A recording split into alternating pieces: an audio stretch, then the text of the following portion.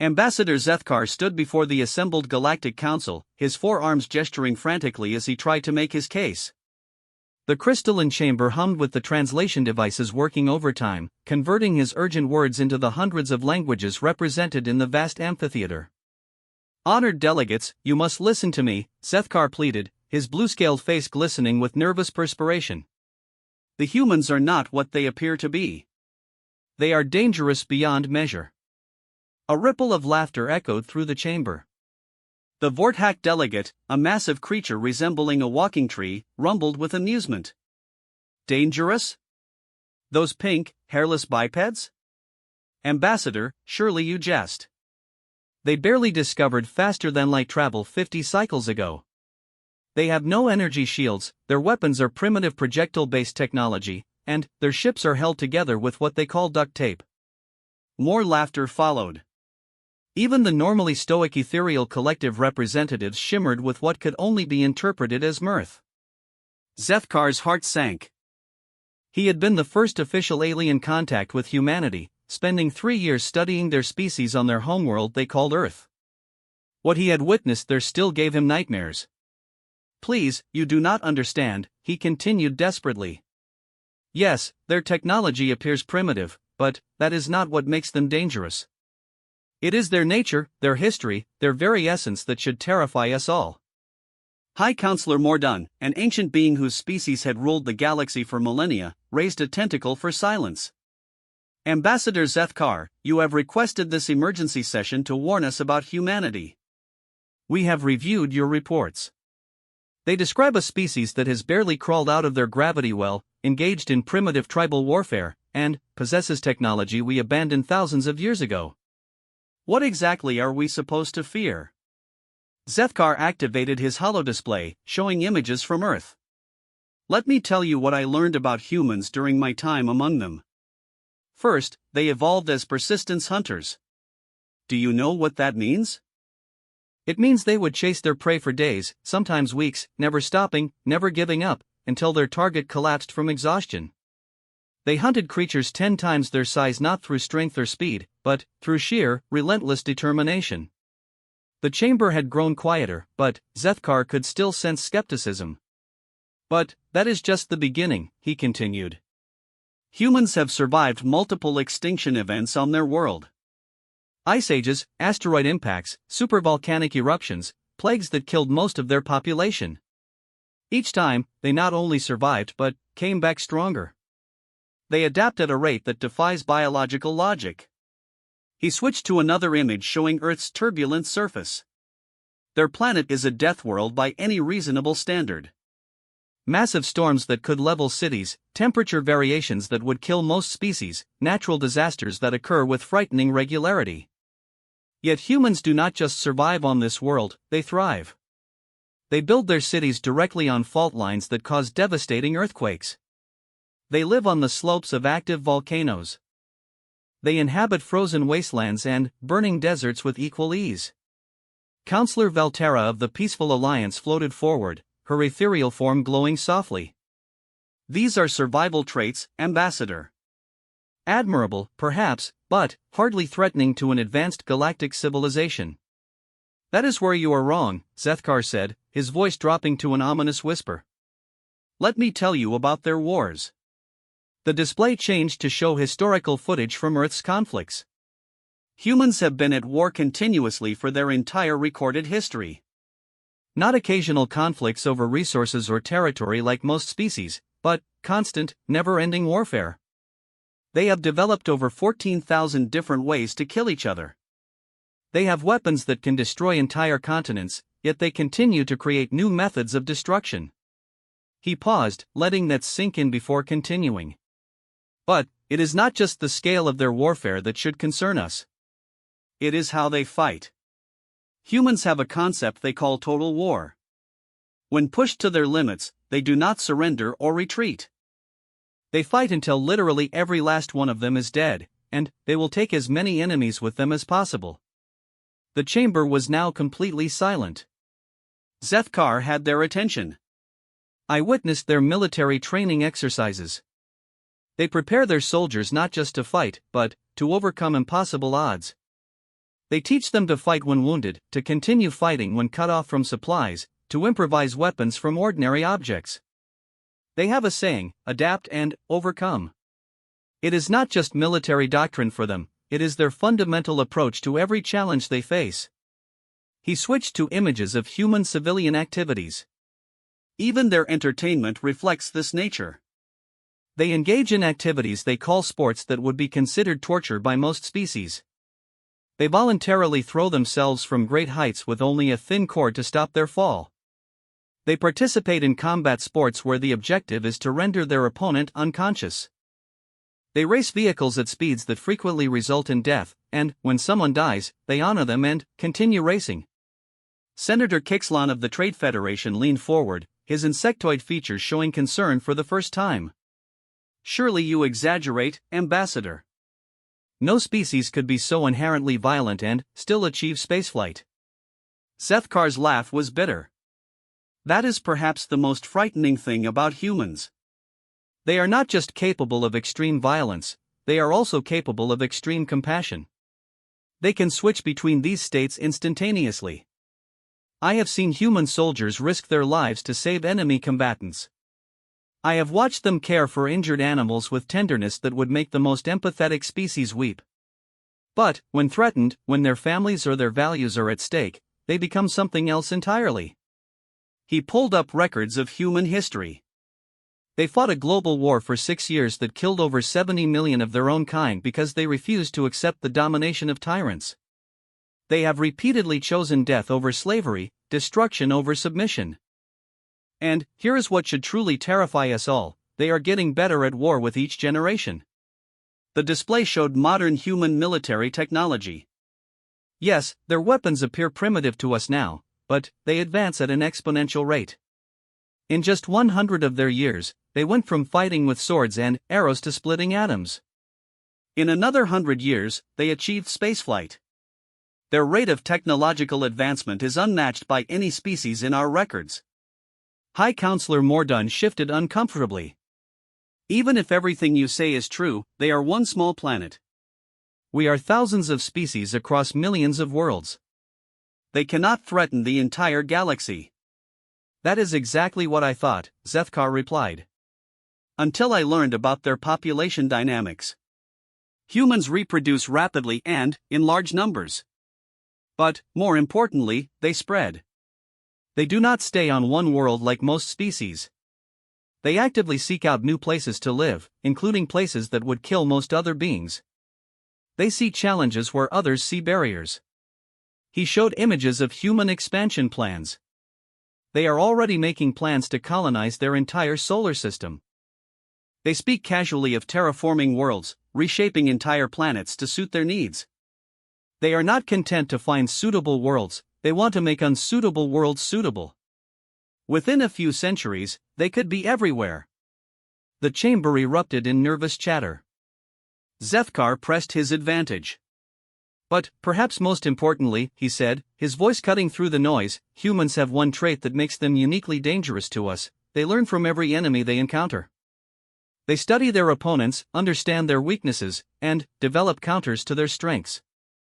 They do not just defeat their enemies, they become better than their enemies. He displayed human scientific achievements. In the 3 years I was among them, they reverse-engineered technologies from my ship that took my people centuries to develop. They understood principles of physics that most species require millennia to discover. And they did it all while treating me as an honored guest, with kindness and curiosity that was genuine. Zethkar's voice grew heavy with foreboding. We have a choice before us, honored delegates. We can welcome humanity into the galactic community as equals and hope their better nature prevails. Or we can treat them as a threat to be eliminated before they become too powerful. But, I warn you, if we choose the latter course, we had better make sure we succeed completely. Because if even a handful of humans survive our attack, they will learn from it. They will adapt. And they will make us pay a price beyond our imagining. The chamber fell into stunned silence. For the first time in the Galactic Council's long history, delegates were truly considering the implications of what they had heard. What do you recommend, Ambassador? High Counselor Mordun asked quietly.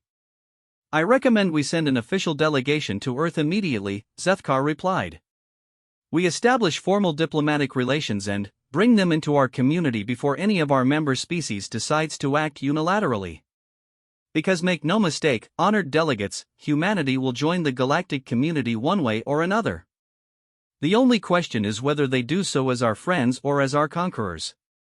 As the council erupted in heated debate, Zethkar could only hope his warning would be heeded. Because somewhere in the back of his mind, he could hear the words of a human military leader he had met, spoken with the quiet confidence that he had learned was characteristic of the species. We are slow to anger, but, when roused, we are implacable. It would be better for the galaxy if that day never comes. But, as Zethkar watched the delegates argue and dismiss his concerns, he had a sinking feeling that day was coming whether they were ready for it or not. The humans were out there, learning and growing and preparing for whatever the galaxy might throw at them. And, when the time came, the galaxy would learn what it meant to ignore the warning they had been given. The die was cast, and Zethkar could only pray that his people would survive what was to come. Captain Sarah Chen stood on the bridge of the UES Defiance, watching the swirling blue vortex of hyperspace through the main viewport. 3 months had passed since humanity's first contact with the Galactic Council, and the diplomatic mission had been proceeding better than anyone had dared hope. The aliens were fascinating, their technologies impressive, and their civilizations ancient beyond human comprehension. Captain, Lieutenant Rodriguez called from the communications station, were receiving a priority transmission from Earth Command. On screen, Sarah ordered.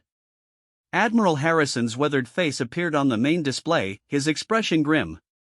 Captain Chen, I'm ordering an immediate change to your mission parameters. Intelligence suggests that not all Galactic Council members are happy about humanity's potential membership. We have reason to believe that several militant factions are planning preemptive strikes against Earth and our colonies. Sarah felt her stomach clench. What kind of intelligence, sir?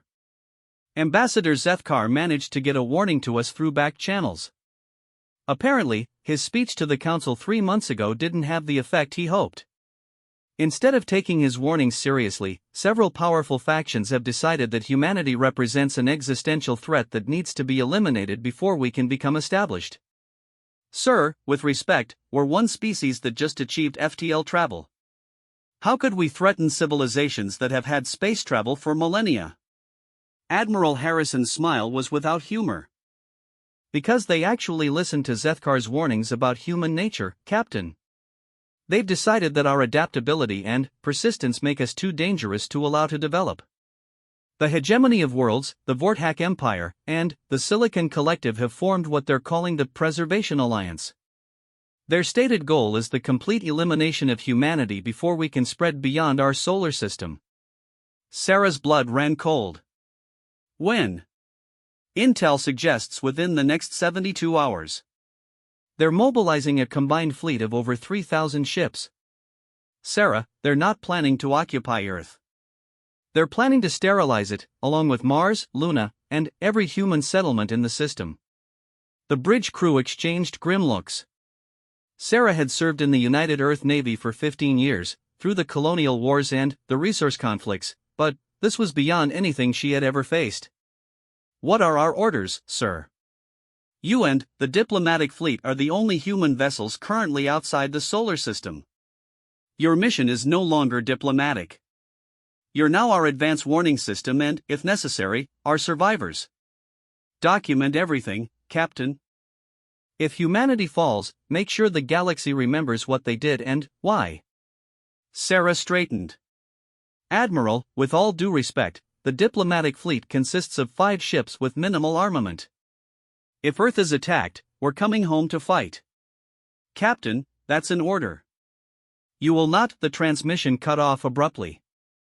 Lieutenant Rodriguez frantically worked his controls. Captain, we've lost all communications with Earth. Some kind of massive interference. Or jamming, Sarah said grimly. She turned to her executive officer. Commander Park, signal the other ships in our fleet. Emergency formation, maximum burn towards Sol system. Captain, her science officer, Dr. Okafor, spoke up from his station. I'm detecting massive hyperspace signatures dropping out of FTL. Range, my god, Captain, they're everywhere. I count over 2,000 ships materializing throughout the solar system. On screen, maximum magnification. The view screen changed to show Earth's orbital space, now crawling with alien vessels. Ships the size of small cities hung in space like dark islands, their hulls bristling with weapons that dwarfed anything in humanity's arsenal. As they watched, bright lances of energy began reaching down from orbit. They're bombarding the surface, Dr. Okafor said, his voice barely a whisper. Plasma bombardment on a global scale. The atmosphere is beginning to burn. Sarah closed her eyes for a moment, thinking of her home in New Tokyo, her parents in the agricultural domes, her sister who was stationed on Luna. When she opened them again, her expression was hard as steel. Commander Park, signal the fleet. We're going in. Captain, we'll be destroyed in minutes, Park protested. 5 ships against 2,000? Maybe, Sarah replied. But we're going home, and we're going to make them pay for every meter of space.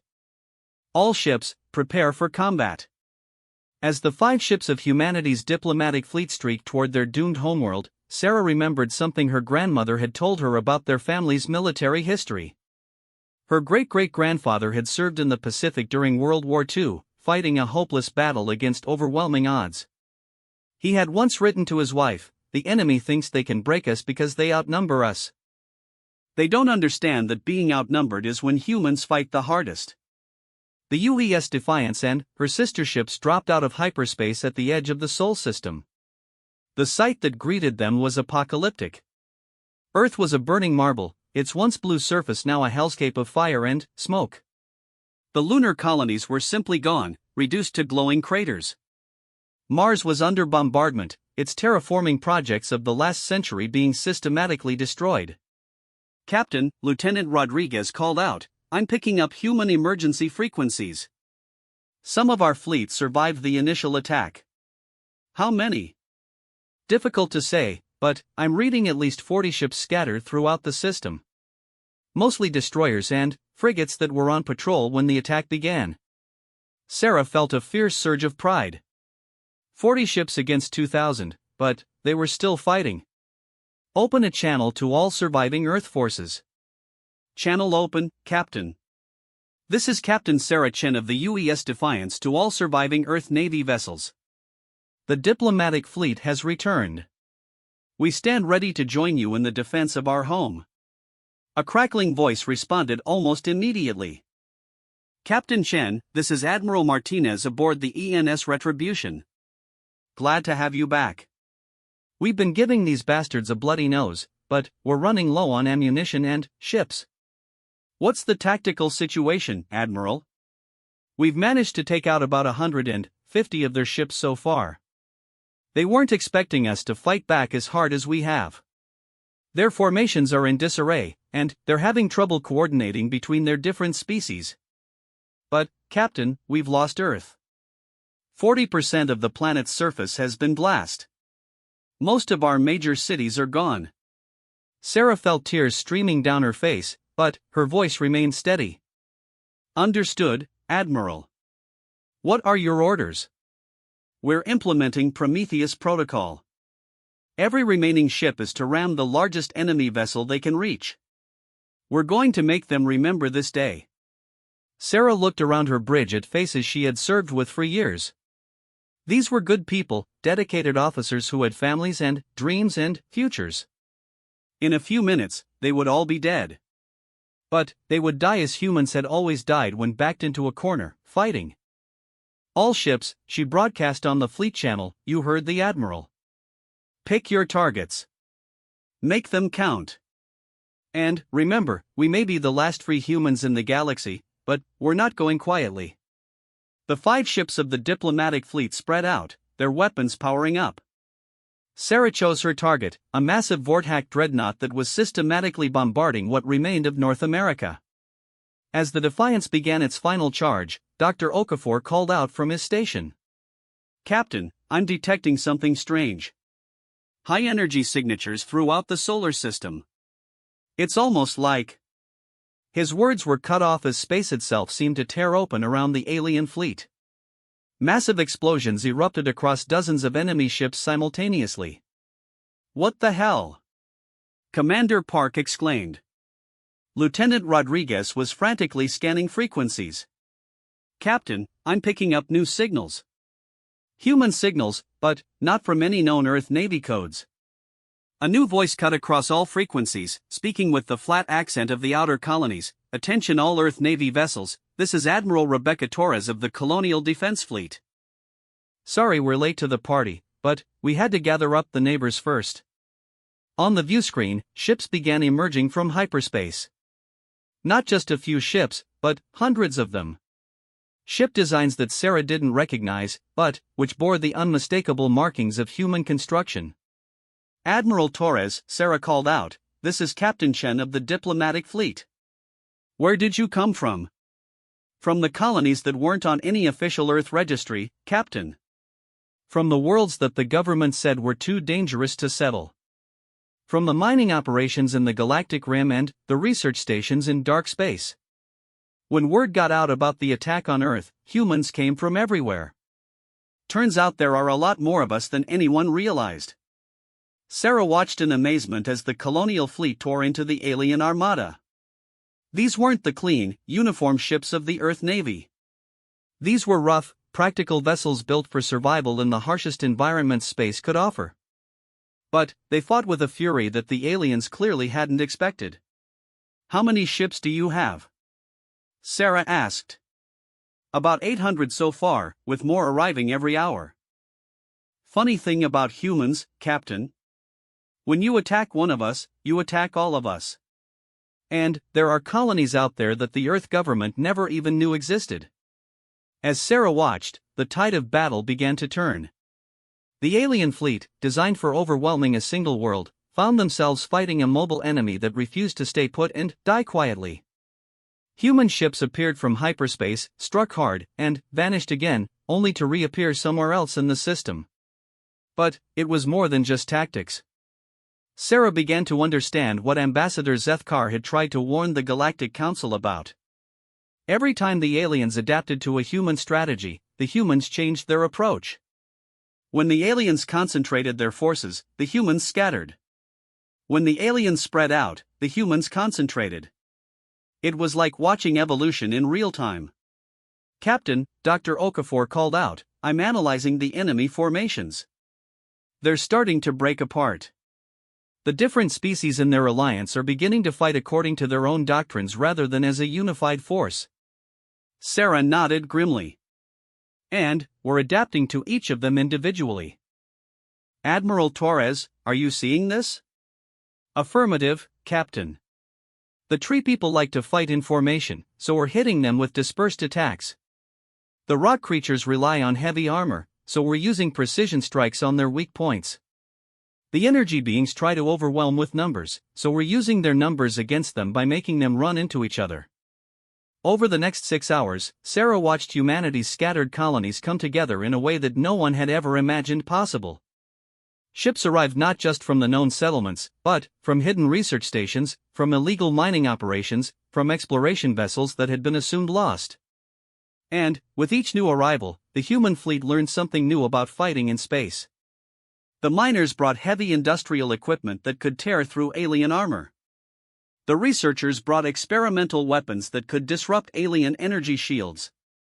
The explorers brought knowledge of space phenomena that could be turned into weapons. But, perhaps most importantly, they brought the one thing that the aliens had not anticipated, the absolute refusal to accept defeat.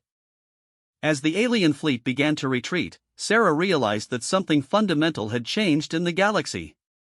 Humanity was no longer a single-world species. They were everywhere, and they had been preparing for this day without even knowing it. All ships, Admiral Torres broadcast as the last of the enemy vessels fled into hyperspace, form up on the Sol system. We have work to do. Sarah looked down at Earth, still burning from the alien attack. Billions were dead, the homeworld was devastated, and humanity's future was uncertain. But they had survived. More than that, they had proven that Zethkar's warnings had been correct. The galaxy had tried to eliminate humanity as a threat. Instead, they had created exactly what they feared most, a species with nothing left to lose and the technological capability to make the entire galaxy pay for their mistake. As the human fleet began the long process of search and rescue operations, Sarah couldn't help but think that this was not the end of the war. It was just the beginning. Ambassador Zethkar stood in the ruins of what had once been the Galactic Council's greatest chamber, watching the human delegation enter with a mixture of fear and admiration. 5 years had passed since the attack on Earth, 5 years that had changed the galaxy forever. The humans walked with quiet confidence, their simple black uniforms a stark contrast to the elaborate regalia that galactic dignitaries usually wore. Leading them was Admiral Rebecca Torres, the woman who had become humanity's voice in the galaxy whether they wanted it or not. Behind her walked scientists, engineers, diplomats, and soldiers, each carrying themselves with the particular bearing that Zethkar had learned to recognize as uniquely human. The chamber itself told the story of those 5 years. Where once hundreds of species had gathered in harmony, now only a few dozen delegates remained. The hegemony of worlds had ceased to exist 18 months ago. The Vortak Empire had surrendered after the humans had somehow convinced their client species to rebel simultaneously across 3,000 worlds. The Silicon Collective had simply vanished, their artificial minds unable to process the chaos that humanity had brought to their perfectly ordered existence. High Counselor Mordun, looking far older than his ancient years should have allowed, gestured for the humans to approach. Admiral Torres, we have reconsidered our position regarding humanity's membership in the Galactic Council. Admiral Torres stopped at what had once been the speaker's podium and looked around the nearly empty chamber. When she spoke, her voice carried the weight of all the dead worlds behind her. Have you now? How generous of you. The temperature in the room seemed to drop several degrees. Zethkar had observed enough human interactions to recognize the warning signs. Admiral Torres was angry, but it was the cold, calculating anger that humans displayed when they were about to do something that their enemies would regret for generations. Admiral, Counselor Valterra of the few surviving peaceful alliance worlds floated forward, we understand that there have been conflicts since the unfortunate incident at Earth. But surely we can find a path toward reconciliation. Conflicts? Admiral Torres repeated, and Zethkar winced at the tone. Is that what you're calling it? She activated a holographic display that filled the center of the chamber. Images flashed through the air, burning worlds, fleeing refugees, shattered fleets drifting dead in space. Let me remind you what has happened in the 5 years since your Preservation Alliance decided that humanity needed to be eliminated. Her voice was steady, professional, but Zethkar could see the fury burning in her eyes. The hegemony of worlds attacked our homeworld without warning or provocation, killing 4 billion innocent civilians. They glassed our cities, poisoned our oceans, and turned our sky to flame. They believed that they could eliminate us quickly and completely, that we would die quietly and be forgotten. The display changed to show the battle of Sol System. Instead, they discovered that humans don't die quietly. We had colonies they didn't know about, ships they couldn't track, and a diaspora spread across the galaxy that they never imagined existed. When they struck at Earth, they didn't destroy humanity. They unified it. Zethkar remembered the reports from those early months. Humanity's response had been unlike anything in galactic military history. Instead of striking back immediately, they had simply vanished. Human colonies throughout the galaxy had evacuated overnight, taking their technology and knowledge with them. For 6 months, the galaxy had believed that humanity was broken, scattered, finished. They had been wrong. When we returned, Admiral Torres continued, it was not as the primitive species you had dismissed. We had spent those months learning everything we could about each member of your alliance. We studied your tactics, your technologies, your weaknesses, and your fears. And then, we began to apply what we had learned. The display showed the fall of the hegemony's core worlds. The hegemony believed that overwhelming force was the key to victory. They never understood that humans see overwhelming force as a challenge to overcome. We turned their size against them, used their communications networks to spread information about their government's crimes, and helped their oppressed populations understand that rebellion was possible. Counselor Kixlan of what remained of the Trade Federation shifted nervously. Admiral, surely you cannot blame all of us for the actions of the Preservation Alliance. Many of our members opposed the attack on Earth. Did you? Admiral Torres turned her gaze on him, and the insectoid delegate actually stepped backward.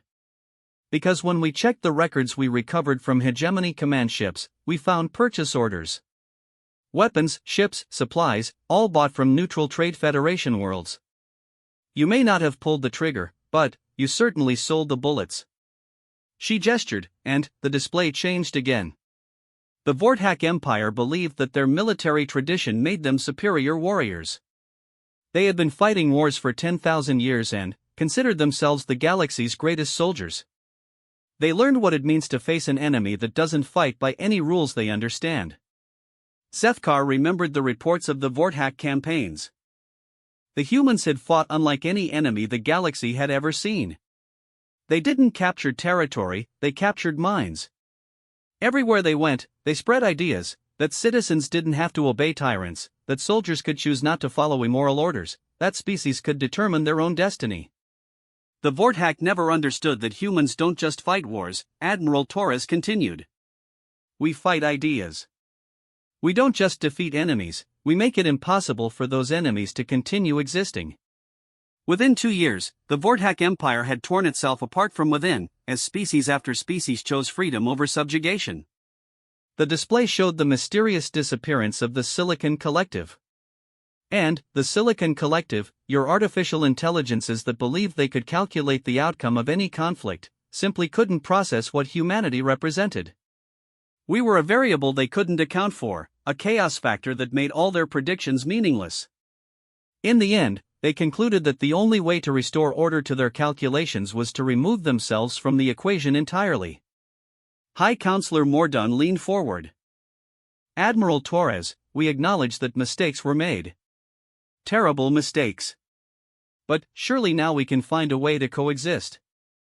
Humanity has proven its strength. No one questions your right to exist.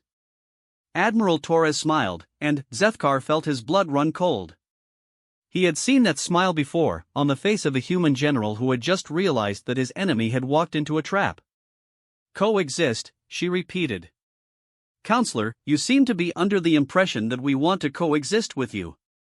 The remaining delegates exchanged alarmed glances. Let me clarify our position, Admiral Torres said. The Galactic Council had thousands of years to develop a system of governance. In all that time, you created a civilization where slavery was common, where entire species were treated as property, where the strong preyed on the weak without consequence. When a new species emerged that might challenge your authority, your first instinct was genocide. She paused, letting that sink in before continuing. Humanity is not interested in joining your Galactic Council. We are replacing it. The chamber erupted in alarmed chatter. High Counselor Mordun raised a tentacle for silence. Admiral, that is not possible.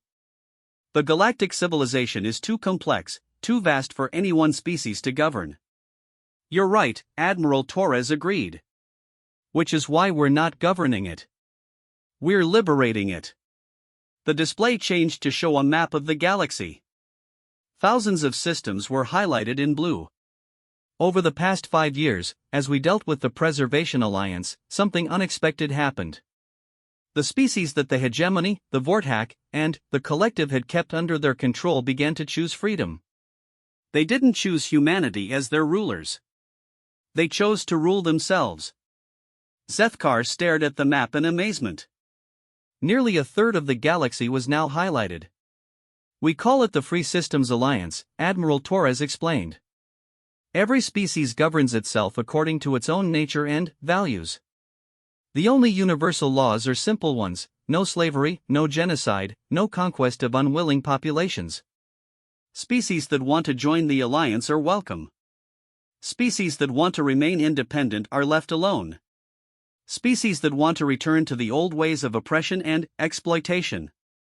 Her smile turned cold again. Well, let's just say that humanity has become very good at making oppression unprofitable. Counselor Velterra floated forward desperately. But, what about us? The Council species? Do we have no place in this new order? Of course you do, Admiral Torres replied. Any species can join the Free Systems Alliance. All you have to do is abandon your claims to govern other species without their consent, free any populations you currently hold in bondage, and accept that your species has the same rights as every other species. No more, no less. But, our traditions, Councillor Kixlon protested, our way of life, our ancient privileges, your way of life included the systematic oppression of billions of beings. Admiral Torres cut him off. Your traditions included slavery and genocide. Your privileges were built on the suffering of others. We're offering you a chance to build something better. High Councillor Mordun was silent for a long moment. When he finally spoke, his voice was heavy with the weight of ages. And, if we refuse? Admiral Torres shrugged. Then, you refuse. No one will force you to join the alliance. But, you should understand that the galaxy has changed. The old system is gone. You can adapt to the new reality, or you can become irrelevant. The choice is yours. She turned to address the chamber as a whole. Ambassador Zethkar tried to warn you 5 years ago about what would happen if you attacked humanity. He told you we were dangerous, that we adapted quickly, that we learned from every enemy we faced. You didn't listen. Her voice grew softer, but somehow more menacing. Now let me give you a new warning. Humanity has learned everything we need to know about galactic civilization. We understand your technologies, your politics, your weaknesses, and your fears. We have allies among species you didn't even know existed. We have technologies you can't imagine and strategies you can't counter. She paused, looking around the nearly empty chamber. The age of the Galactic Council is over. The age of the Free Systems Alliance has begun. You can be part of building something better, or you can cling to the wreckage of what was. But, you will never again have the power to commit genocide against a species that threatens your authority. With that, Admiral Torres and her delegation turned and walked out of the chamber, leaving the remaining council delegates to contemplate the ruins of their ancient order. Zethkar remained behind as the other delegates filed out in stunned silence. He had been right about humanity, but even he had not fully understood what he was trying to warn the council about. Humans were dangerous not because they were violent, but because they were idealistic. They didn't just defeat their enemies, they convinced entire civilizations that a better way was possible. Looking at the star map still glowing in the center of the chamber, Zethkar realized that the humans had accomplished something that no species in galactic history had ever managed. They had not conquered the galaxy. They had freed it. And, in doing so, they had proven that some warnings should never be ignored. As he walked through the empty corridors of what had once been the center of galactic power, Zethkar couldn't help but wonder what humanity would accomplish next. One thing was certain, the galaxy would never be the same. In the distance, he could hear the sound of construction. The humans were already building something new from the ashes of the old order. And, knowing humanity as he did, Zethkar was certain it would be something the galaxy had never seen before. The warning had been ignored. The consequence was freedom for billions of beings who had never dared to dream of it. Perhaps, Zethkar thought as he looked up at the stars, that had been the point all along.